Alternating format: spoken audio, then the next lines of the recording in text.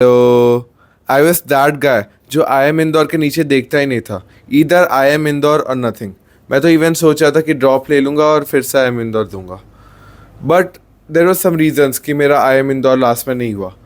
And I don't want कि मेरे juniors और जो भी मेरे वीडियो देखते हैं कि they repeat the same mistakes that I made, because you learn from others mistakes. So here are the biggest three mistakes that I made that didn't confirm my seat in IIM Indore. The first mistake is VA. मैं सोचता था कि VA is very easy. I used to see कि VA के cut off सबके बहुत ज़्यादा आ रहे हैं and it is very easy to score in VA. So during my prep stage I used to score around 110s.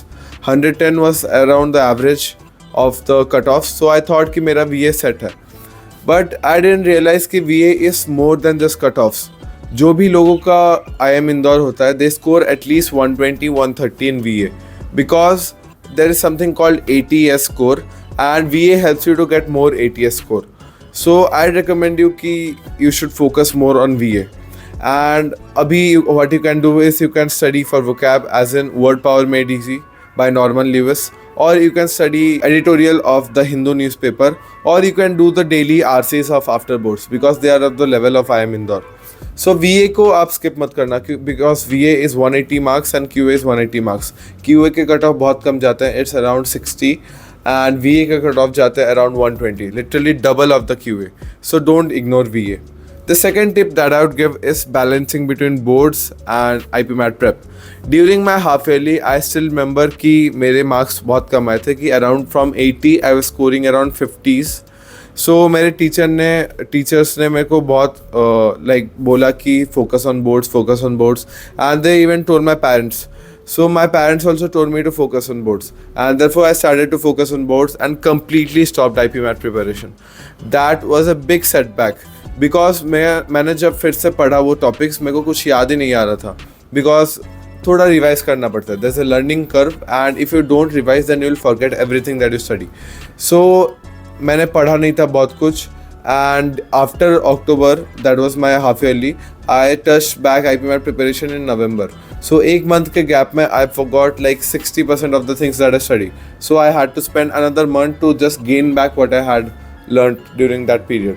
So I would recommend कि keep some time daily for IPMAT preparation. Like 30 minutes से 1 घंटा तो daily रख ही लो सोने से पहले, so that you can revise those concepts. If you're not learning anything new, then just revise जो भी तुमने पहले पढ़ा था. Because अगर तुम revise नहीं करोगे तुम भूल जाओगे, and if तुम भूल जाओगे then तुम्हें वापस पढ़ना पड़ेगा. That is so much time wasted. This is the second tip. And the third tip is ego.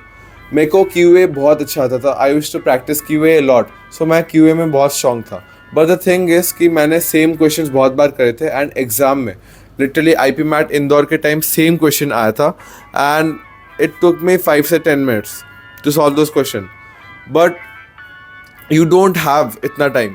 अगर तुम एक क्वेश्चन के लिए 10 मिनट 2 दिन you can't solve so many questions.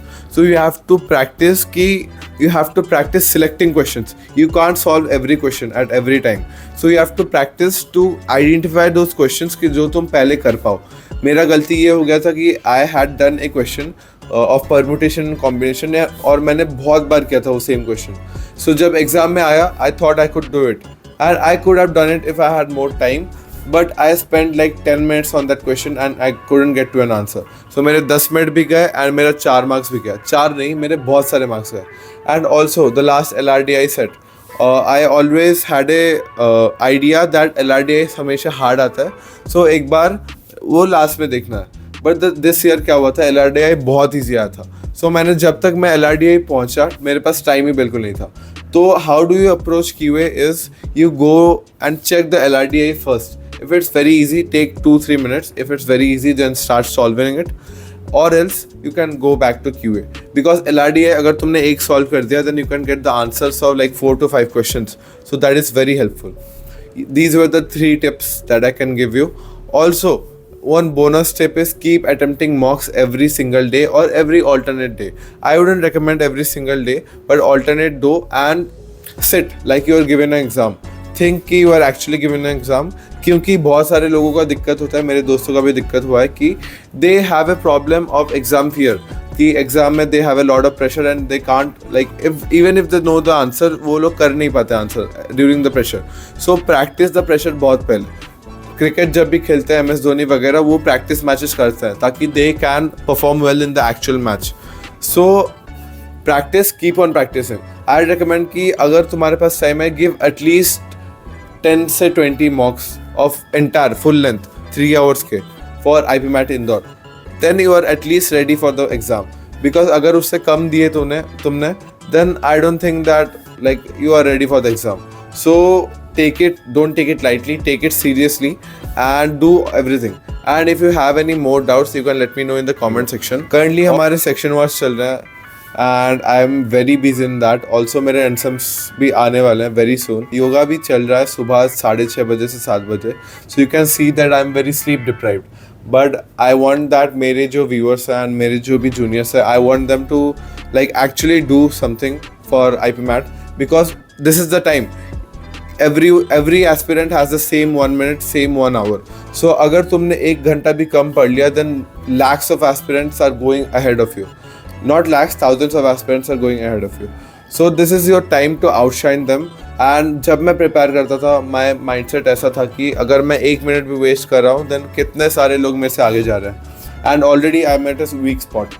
So I did my best and I think you should give your best too, because life में बस एक बार ही hard work करना आता है. एक बार एक अच्छे कॉलेज में आ जाओ, then your life is set. So that is it for this video and thank you for watching.